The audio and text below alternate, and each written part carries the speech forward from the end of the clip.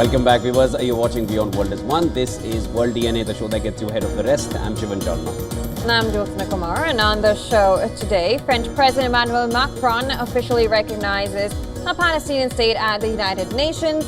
Macron urged for an end to the war in Gaza. Monaco, Belgium, Andorra, Malta, and Luxembourg have also joined the move, bringing the total number of recognitions to 3/4 of UN membership. We'll get you all the details on that. Also on World DNA, US President Trump says that there was a link between the use of popular over-the-counter pain medication, Tylenol, and the development of autism during pregnancy, a claim which many doctors are disputing. We'll bring you the latest on that front as well. This and a lot more lined up for you. Let's start with the headlines. This is World DNA.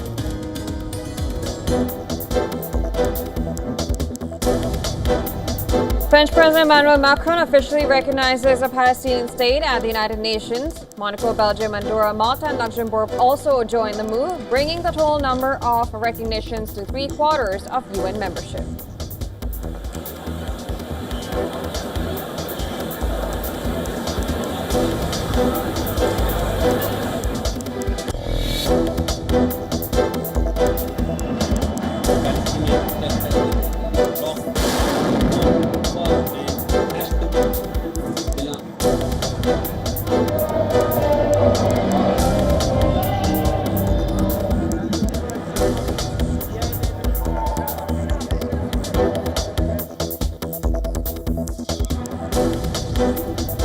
Pro-Palestinian protesters in Italy blocked the port of Genoa and clashed with police in Milan during nationwide strike called by trade unions to protest the war in Gaza.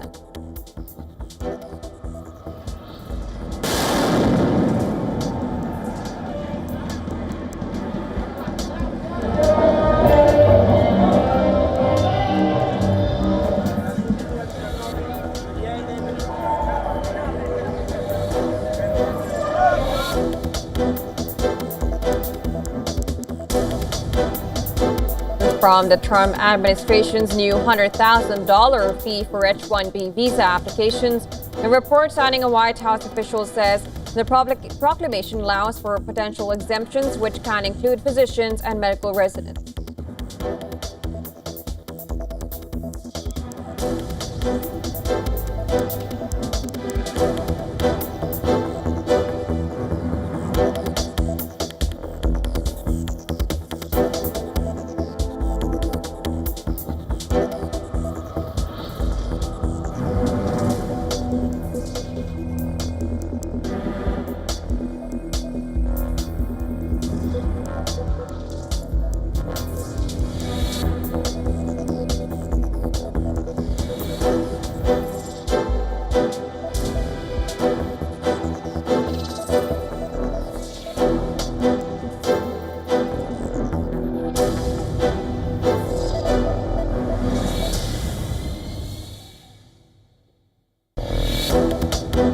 Say it like it is.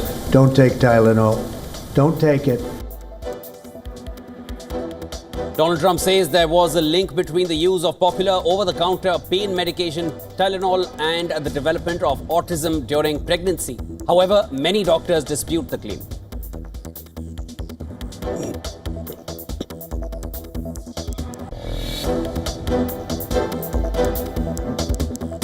The White House says US President Donald Trump has signed an order designating Antifa movement as a domestic terrorist organization. Antifa is a shorthand term for anti-fascists used to describe diffuse far-left groups.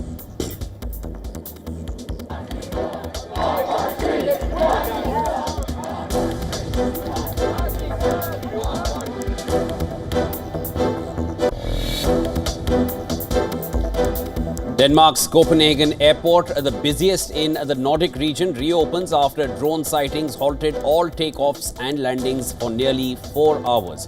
Police say 2 or 3 large drones were seen flying in the area.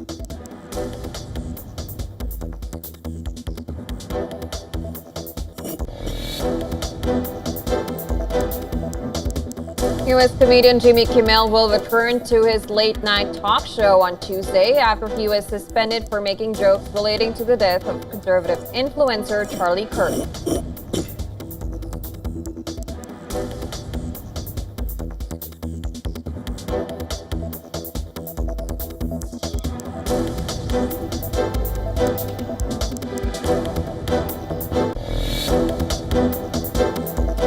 White House says a US-based version of TikTok will use a domestically controlled algorithm, easing national security concerns. A new joint venture backed by Oracle and US investors could clear the way for TikTok to stay in the US, pending Trump's final approval this week.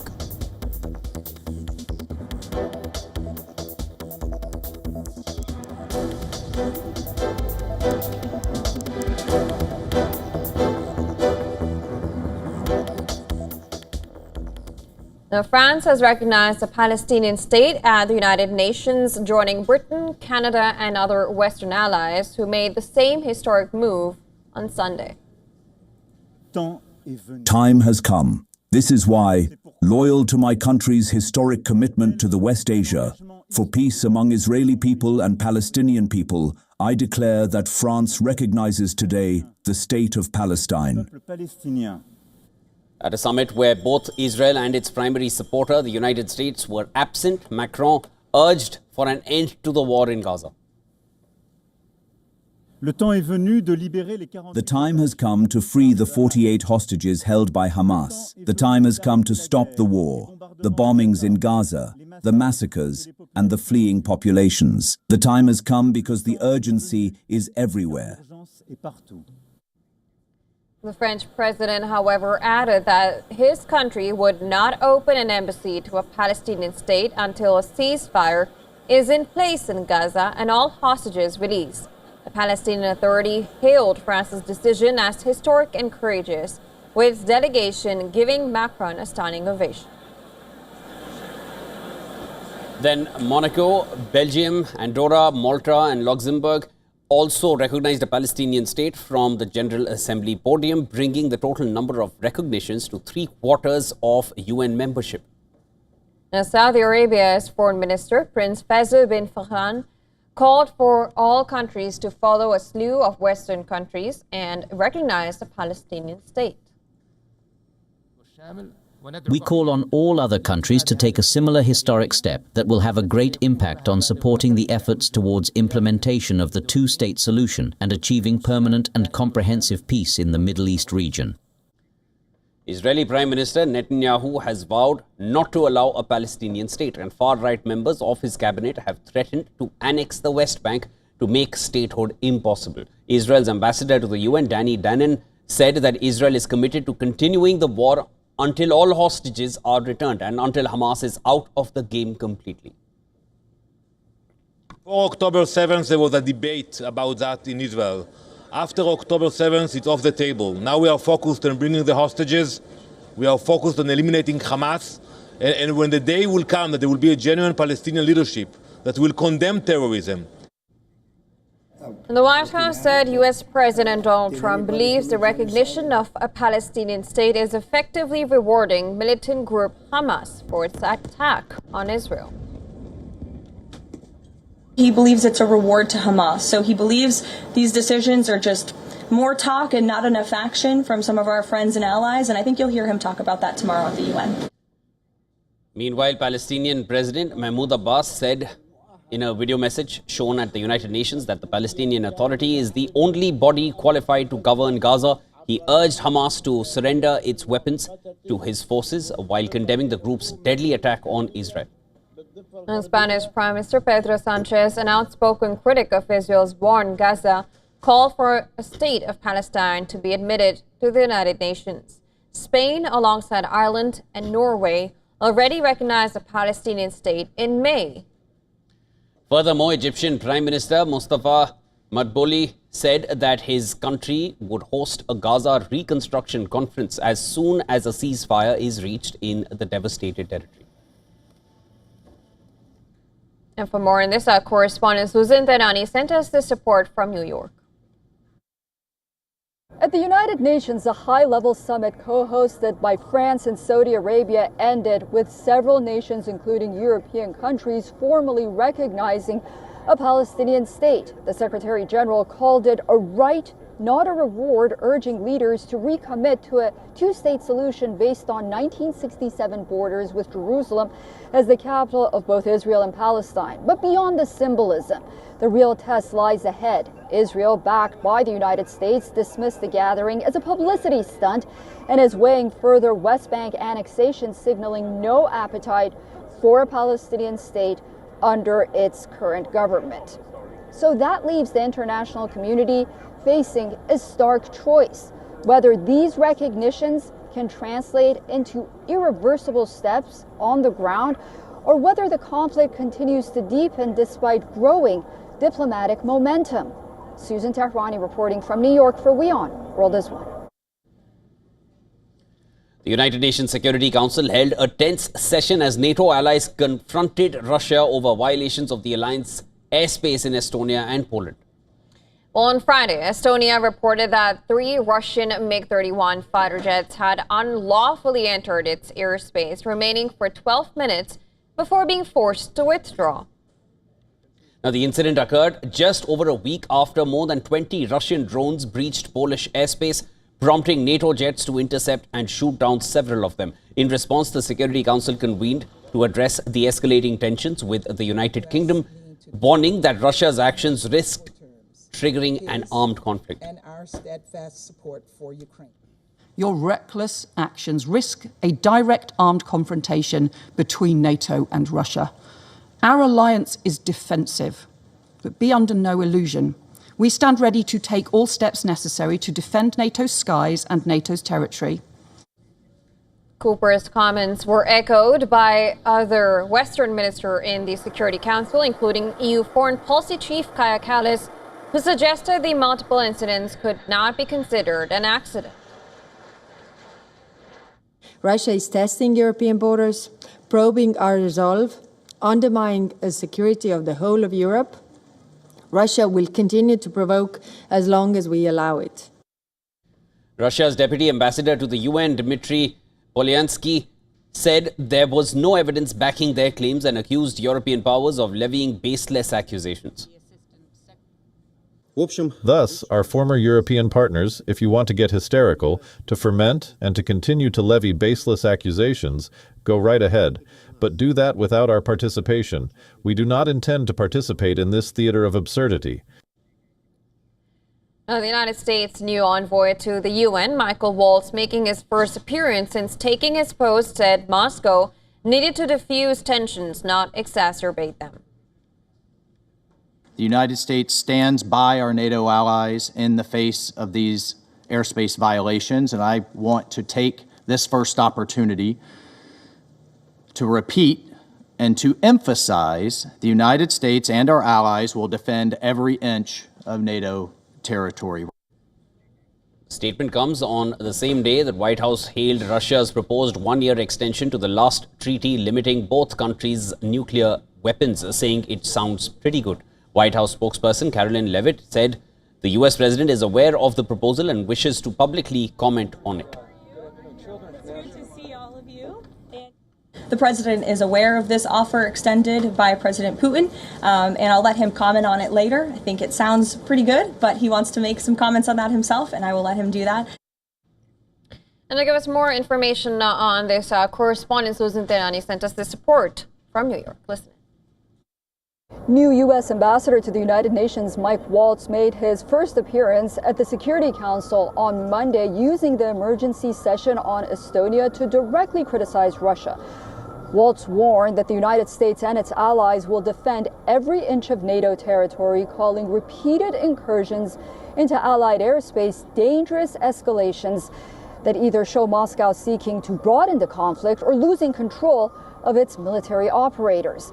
His remarks followed a briefing from the UN Assistant Secretary General Miroslav Yenka, who told the Council that the violations of sovereign airspace are quote-unquote unacceptable and urged all parties to de-escalate before the war in Ukraine spirals further. Estonia, backed by other NATO members, stressed that this latest incident, Russian fighter jets flying 10 kilometers into its airspace, marks a dangerous escalation that tests Europe's resolve. Russia denies the allegations. Susan Tehrani reporting from New York for WION World is One.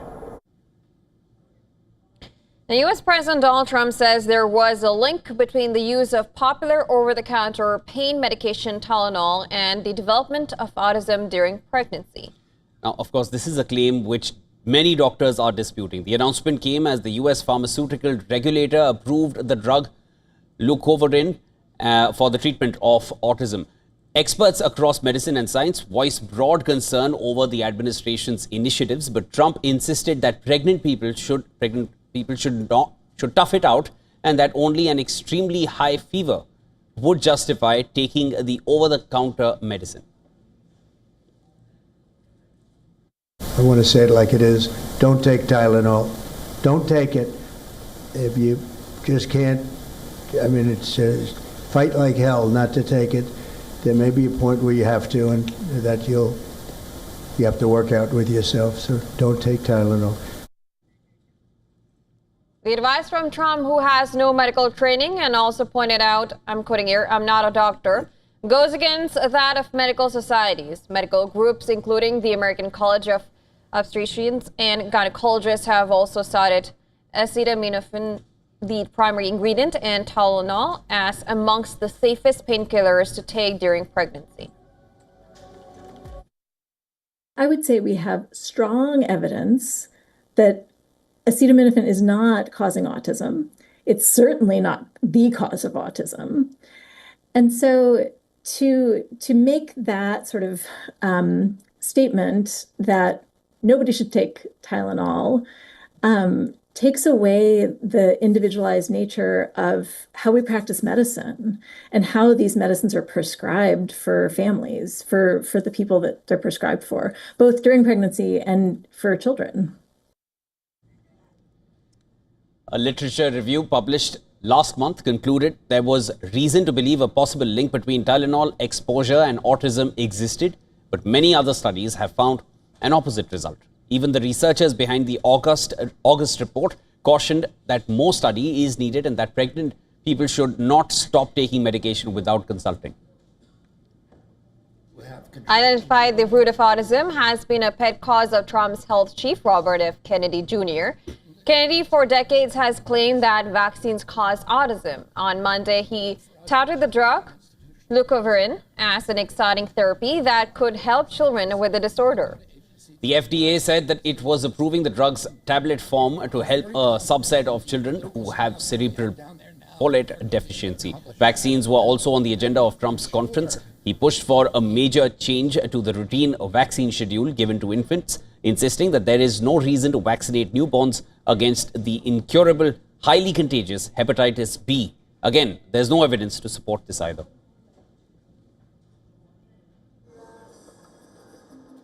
Hepatitis B is sexually transmitted. There's no reason to give a baby that's almost just born hepatitis B. So I would say wait till the baby is 12 years old and formed and take hepatitis B. And I think if you do those things, it's going to be a whole different, it's going to be a revolution in a positive sense in the country. Personal and political lines blurred at the Sunday memorial service held for late right-wing activist Charlie Kirk. Now, U.S. President Donald Trump attended the service held in Arizona, where he took the stage to address the gathering and talk about Charlie Kirk. The tribute took a political turn when the Republican leader said that he hated his opponents. Trump said that this is one aspect on which he disagreed with Charlie Kirk. Now, here's what he said. Let's listen in. In that private moment on his dying day, we find everything we need to know about who Charlie Kirk truly was. He was a missionary with a noble spirit and a great, great purpose. He did not hate his opponents. He wanted the best for them. That's where I disagreed with Charlie. I hate my opponent, and I don't want the best for them. I'm sorry. I am sorry, Erica. But now Erica can talk to me and the whole group, and maybe they can convince me that that's not right, but I can't stand my opponent.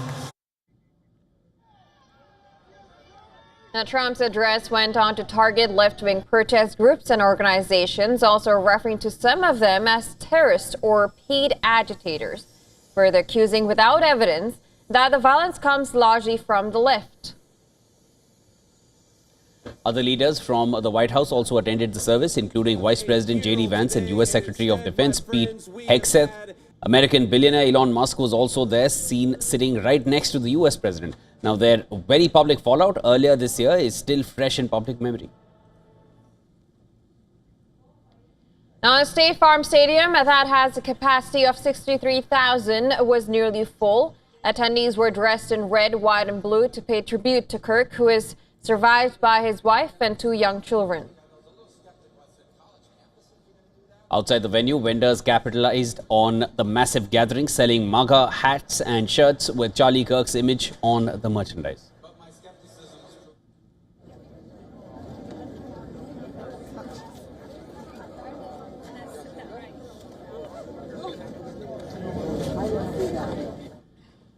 Denmark's Copenhagen airport has resumed operations after a temporary shutdown. And of course, this is also coming after the drone sightings happened days before. According to the airport officials, airport reopened Tuesday morning after a nearly 4-hour shutdown due to drone sighting in the area. But passengers have been advised to check with their respective airlines as delays and some cancelled departures could persist. Police said that the airport's airspace was closed for nearly 4 hours after 2 to 3 unidentified drones were seen flying in the area, and 50 flights were diverted to alternate airports. Copenhagen Airport confirmed that the airspace was closed at around 8:30 p.m. local time, and police were investigating the matter. Hours after this, Norway reported a similar incident. A drone was spotted over Oslo Airport. The airport confirmed that flight operations had been impacted due to the sighting. As per reports, 2 people were arrested for illegally flying drones in central Oslo.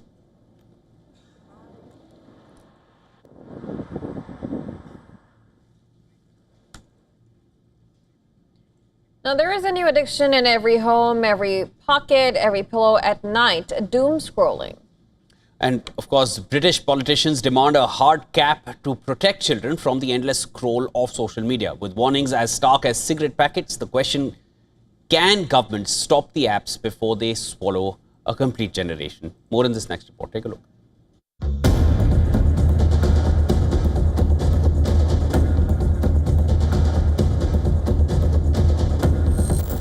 Parents everywhere are on the edge. The phone buzzes. A child scrolls. Minutes becomes hours. Doom scrolling doesn't sleep. And neither do the kids. UK politicians have called for a doom scrolling cap, a hard limit on the endless hypnotic feed of social media apps that traps and preys on young minds. Britain's Liberal Democrats are demanding that these platforms carry cigarette packet-style health warnings for anyone under 18. A direct admission that the likes of TikTok and Instagram are as dangerous and addictive as tobacco. It's a battle every parent already feels. Teachers report exhausted students nodding off in class. Doctors warn of anxiety, self-harm, and body image disorders tied to hours online. Families sit at dinner tables, each face lit by a separate screen.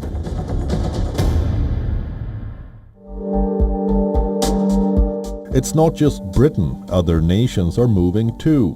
China already limits under 18s to just 2 hours of online gaming per day. France banned phones in schools. In the United States, Utah introduced strict parental consent laws for minors on apps.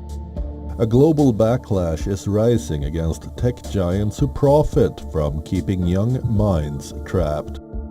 For campaigners, the message is blunt. If tobacco got warnings, if alcohol got age caps, why should social media stay unregulated?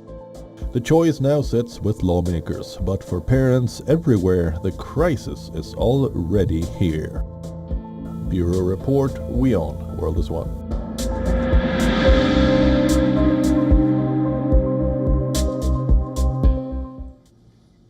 And well, it's now time for a very short break on World Ine. We'll be back with more news and updates on the other side.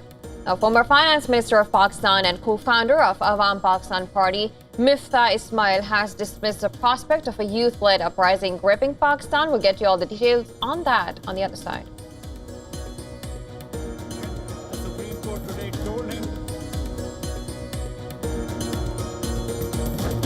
Navratri celebrations have kicked off across India. Kolkata, the city of joy, soaks in festive fervor. More details on the other side with visuals and a lot more. Come right back. This is World DNA.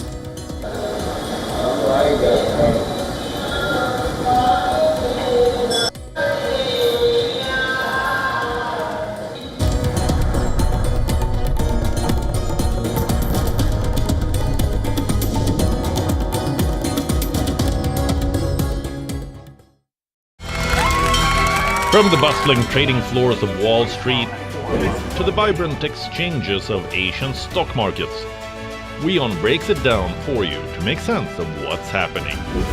As we reveal the key factors behind events, strategic battles, and the game-changing business decisions that shape the world. We bring you all of this and more on World Business Watch.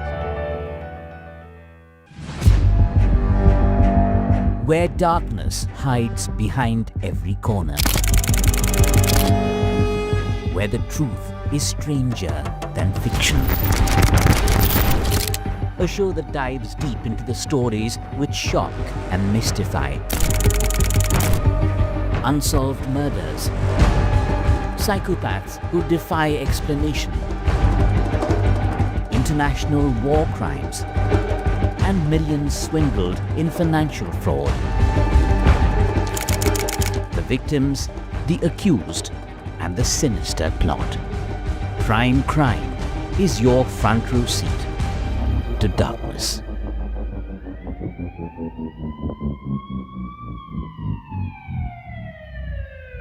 WION, India's global voice, the channel that brings you the biggest stories from across the world through India's lens. Now available in more than 190 countries worldwide. Because we believe that the world is one. Watch us in Africa, Europe, USA and Canada, South America, Asia Pacific, Middle East and North African regions. Also available on these digital platforms across the world. WION. World is one. The Earth is sending distress signals. Wildfires, droughts, and melting glaciers. Can we reverse the damage? Explore the harrowing effects of climate change. It's a wake-up call. Global emergency. Climate Tracker on WION World is One. From the bustling trading floors of Wall Street to the vibrant exchanges of Asian stock markets, WION breaks it down for you to make sense of what's happening. As we reveal the key factors behind events, strategic battles, and the game-changing business decisions that shape the world. We bring you all of this and more on World Business Watch.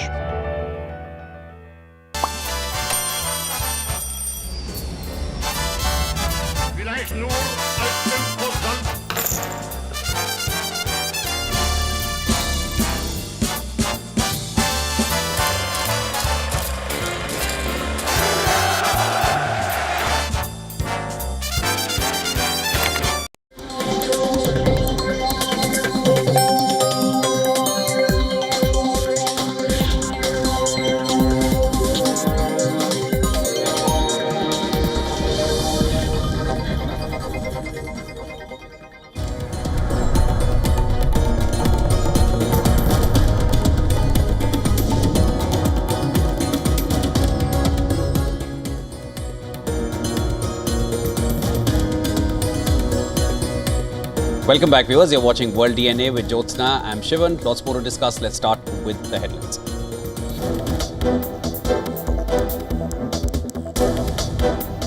Syrian President Ahmed al-Shara visiting New York for UN General Assembly voiced hope Monday for a security deal that eases tensions with Israel, but he played down the prospect of recognition.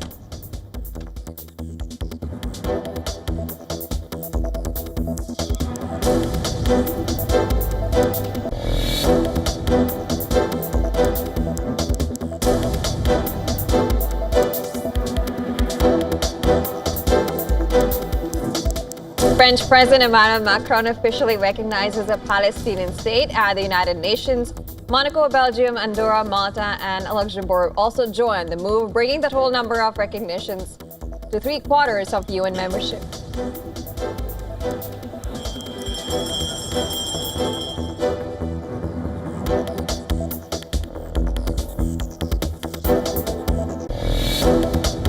I want to say it like it is. Don't take Tylenol.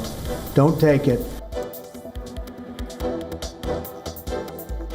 US President Donald Trump says there was a link between the use of popular over-the-counter pain medication Tylenol and the development of autism during pregnancy. However, many doctors dispute the claim.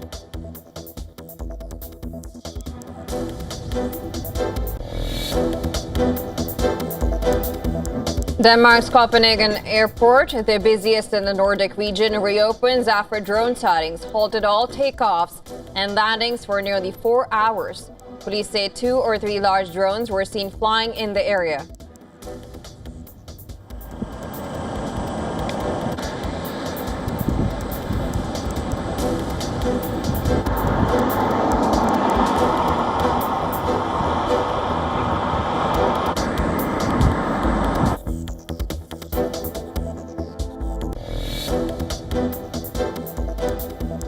Canadian authorities have arrested Inderjeet Singh Gosal, the leader of India-listed terror group SFJ, and a close aide to designated terrorist Gurpatpan Singh Pannu on multiple charges related to the possession of unlicensed firearms.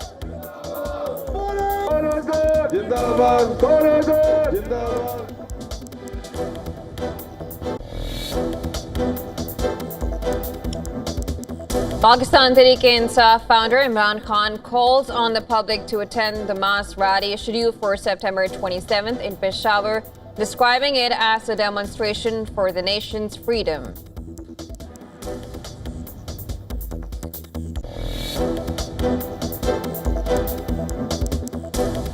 South Korean authorities have arrested leader of the Unification Church leader over allegations of bribery. Han Hak-ja was questioned last week over her alleged role in bribing former First Lady Kim Kyon-hee and a prominent lawmaker.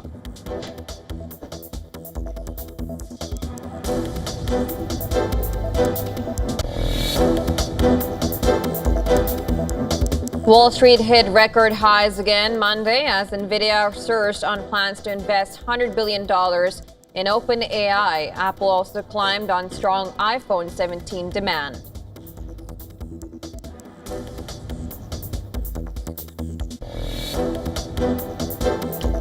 PSG and France forward Ousmane Dembele wins the men's Ballon d'Or after a career-defining year. The 28-year-old beat Lamine Yamal for the prestigious honor.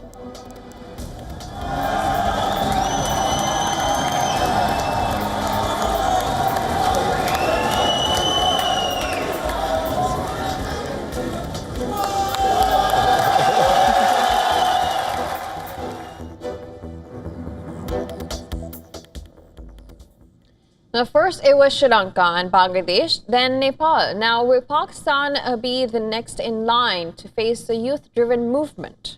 A civil unrest of sorts, as we've seen before in other South Asian countries, that can overhaul its very governance. Is Pakistan heading in that direction as well? Former Finance Minister of Pakistan and co-founder of Awam Pakistan Party, Miftah Ismail, does not seem to think so. He has rather dismissed the prospect of a youth-led uprising gripping Pakistan anytime soon.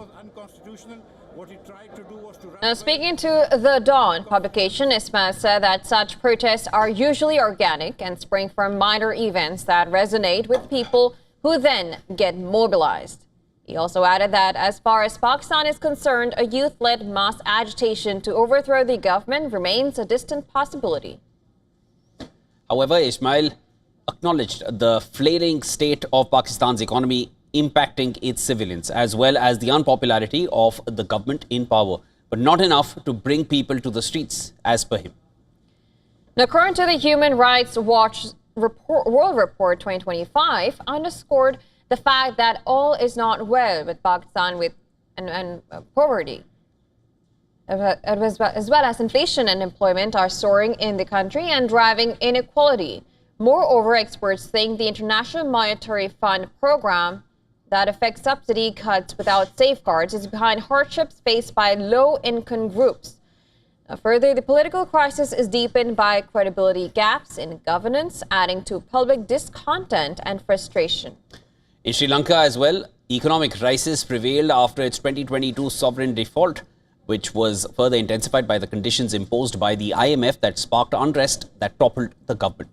But what about India? Of course, another South Asian country. Now, can the rising unrest in the South Asian countries' neighbors influence and impact the young Indians to engineer any kind of a change? While neighbors such as Nepal have time and again depended on India for humanitarian assistance and economic stability, India has nurtured economic ties with its partners with its neighborhood first policy, and that sets its foreign policy apart from its South Asian counterparts. Now, its regional diplomacy has also placed it as one of the contenders to become the leader of Global South, that is rivaling China.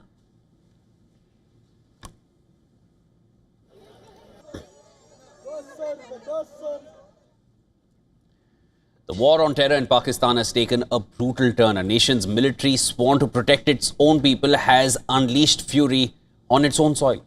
Now, in a horrifying act of violence, Pakistan has bombed a village in the name of security, killing dozens of its own citizens.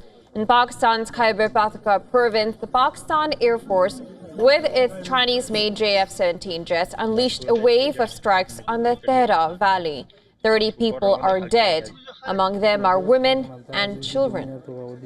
Former Prime Minister Imran Khan's party PTI tweeted these images, saying 5 houses were destroyed and that at least 20 bodies have been recovered from the rubble so far. The military claimed to be targeting a Tehreek-e-Taliban bomb factory. The reality on the ground was far more chilling. The bombs, designed for precision, instead pulverized a village with innocent civilians, reducing homes to rubble and turning a community into a mass grave.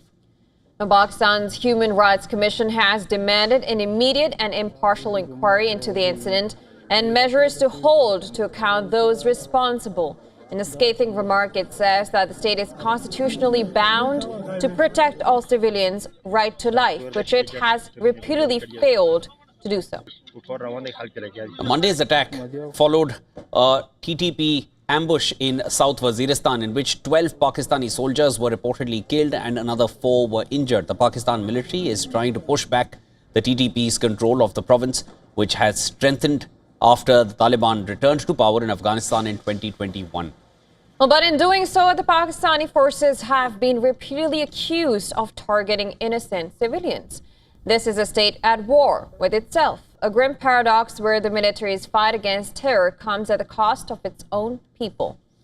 Now, this isn't just a mistake. It is the tragic consequence of a state that has failed to protect its civilians, its citizens, and instead chose to turn its weapons on them.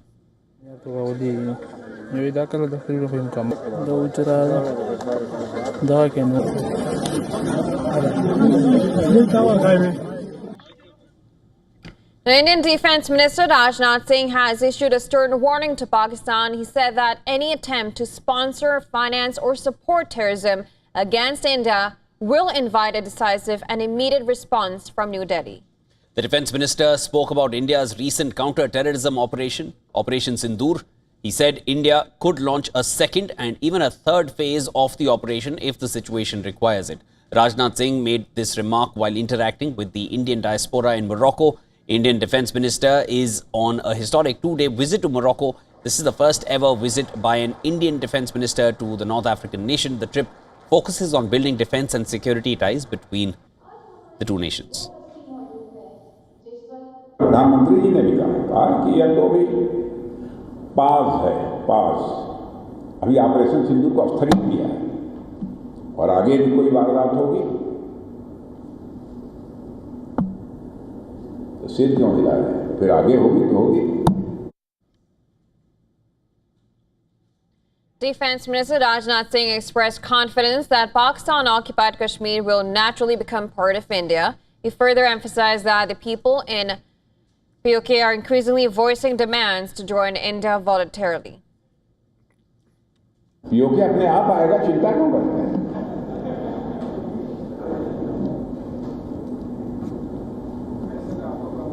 POK में अब demand होने लगी। आपने सुना होगा एक दो बार कुछ लोगों ने नारेबाजी की थी। Now, in the first leg of his visit, Defence Minister Rajnath Singh inaugurated Tata Advanced Systems' new manufacturing unit at Berechit City. This is India's first defence production facility in Africa. Earlier in the day, Rajnath Singh also held talks with Moroccan Defence Minister. The two countries signed MOUs to increase military cooperation and deepen strategic engagement.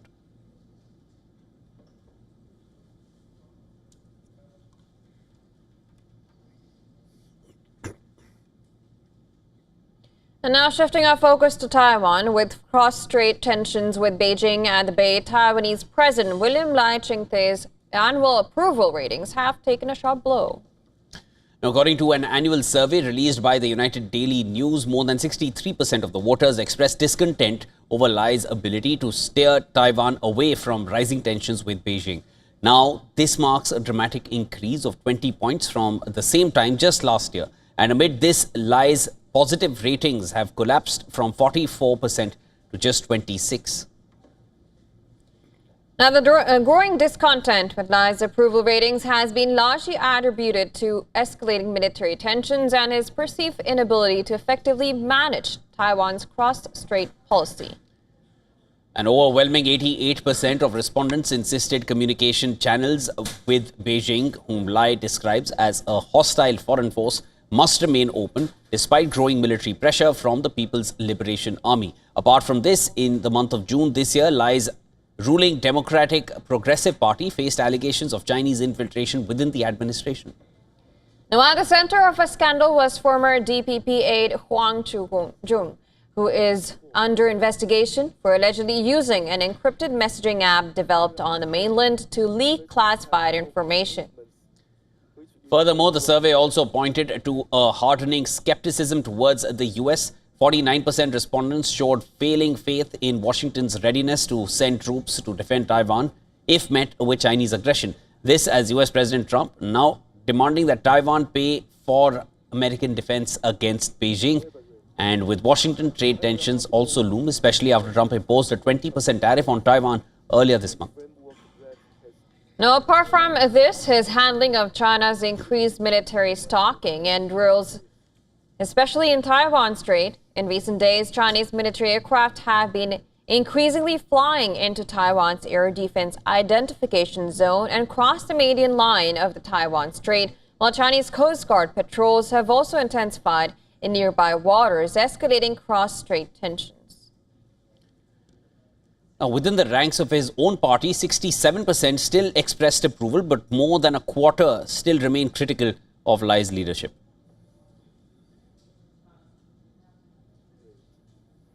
I will uphold President Tsai's full commitment.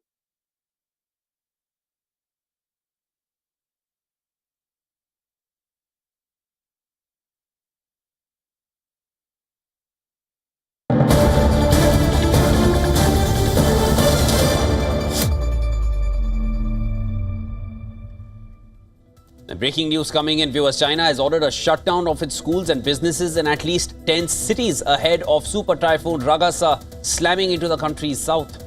Now, the emergency management authorities in the city of Shenzhen said no one should step out except for emergency rescue personnel. Work and market closures will begin in the afternoon. The city is preparing to evacuate 400,000 people. Earlier, the typhoon made landfall on the Philippines' Calayan Island.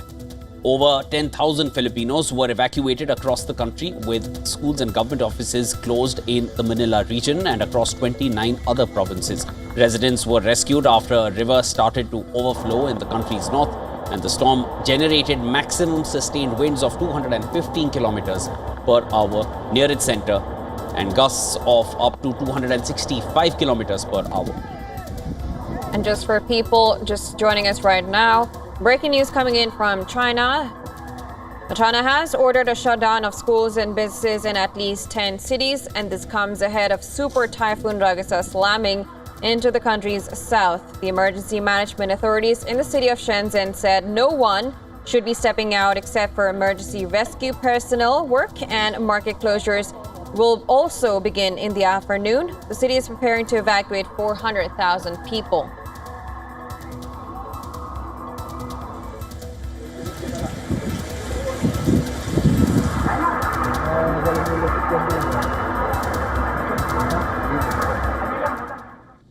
Now, Navratri celebrations have kicked off across India. Kolkata, City of Joy, soaks in the festive fervor as unique themed puja pandals grab eyeballs. More in these next images as the 9-day festival celebrates divine power of Goddess Durga.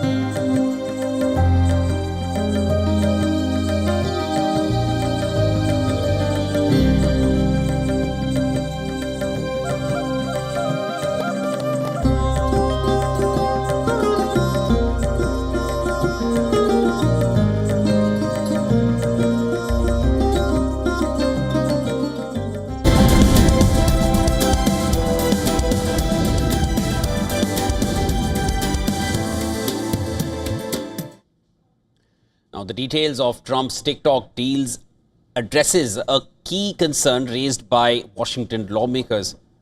Well, Oracle will develop and secure a new U.S. version of TikTok's algorithm as part of an agreement with a group of American investors having the ownership. A White House official gave the new details on the U.S.-China deal after months of negotiations. The official announced on Monday of an arrangement that aims to guarantee that American buyers have control over TikTok's recommendation software. In the US, the official said that Oracle would develop the algorithm from the ground up after leasing it from ByteDance to the owners of the US-based TikTok. The Oracle manages a secure cloud that stores data from U.S. customers. The White House official stated that controls have been put in place to prevent access to this data by foreign adversaries. Now, that includes China. Now, neither the U.S. algorithm nor any data pertaining to TikTok's U.S. subscribers would be accessible to Beijing-based ByteDance. Will be owned by a majority of American investors and controlled by a board of directors with extensive national security and cybersecurity credentials. In partnership with the U.S. government, Oracle will serve as TikTok's trusted security provider, and they will independently monitor the safety and data security of all U.S. user data on TikTok's platform. Americans' data will be stored securely in the United States without access from China. All U.S. user data will be stored on servers operated by Oracle in the United States, protected from surveillance or interference by foreign adversaries. This is a question many of you have had. Will be secured, retrained, and operated in the United States outside of ByteDance's control. And TikTok will remain globally interoperable, meaning TikTok users in the U.S. will be able to see videos posted by users in other countries and vice versa. TikTok's algorithm made any deal complicated. According to the US statute that requires a TikTok sale, ByteDance cannot have any operational participation in a new US app, not even with the software. Meanwhile, exporting such sensitive technology is prohibited by Chinese legislations. It is not yet known if the algorithm proposal will be approved by lawmakers who supported a qualified divestment, or if the method to completely separate TikTok from ByteDance is logistically possible. Now, details about the security guardrails came to light as Trump prepares to finalize a long-awaited plan to sell the popular video-sharing network to a group of American buyers. In addition to allowing Trump to keep a campaign promise, a sale would also help reduce tensions between the U.S. and China over export limits and tariffs. TikTok has been a sore spot in US-China ties. The White House official also said that the US will not have a golden share or ownership stake in a new organization that will run TikTok's American business. The new TikTok board will not include a member chosen by the US government. According to the plan, 6 of the 7 board seats for TikTok US will be held by Americans. The complete roster and details of the investors is pending.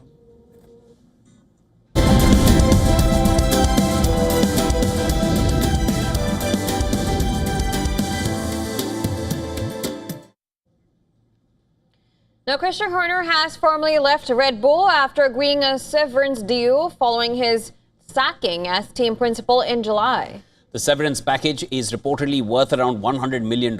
In fact, that is a reduced amount to which Horner has agreed, as it will allow him to return to Formula One with another team next season. Now, his contract with Red Bull ran until 2030 and was worth more than $120 million. Red Bull confirmed in a statement that Horner had been relieved of his operational duties. Horner was sacked in July from his dual roles as Red Bull Racing Team Principal and Chief Executive after 20 years in the role. He led them to 8 Drivers' Championships and 6 Constructors' Championship titles.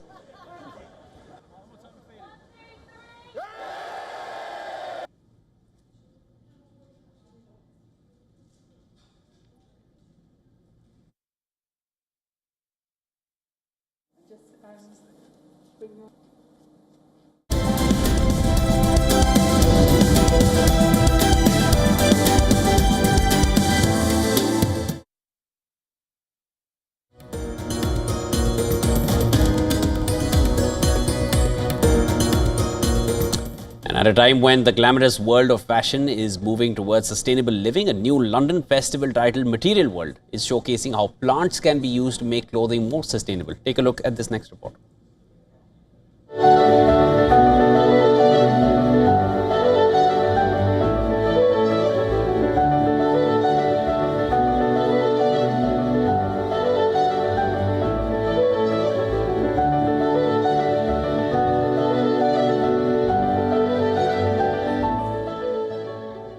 Fashion industry, unfortunately, is not the most sustainable and is a fairly large contributor to global warming. But what we don't want is people feeling doom and gloom. You know, this festival is about actually a message of hope.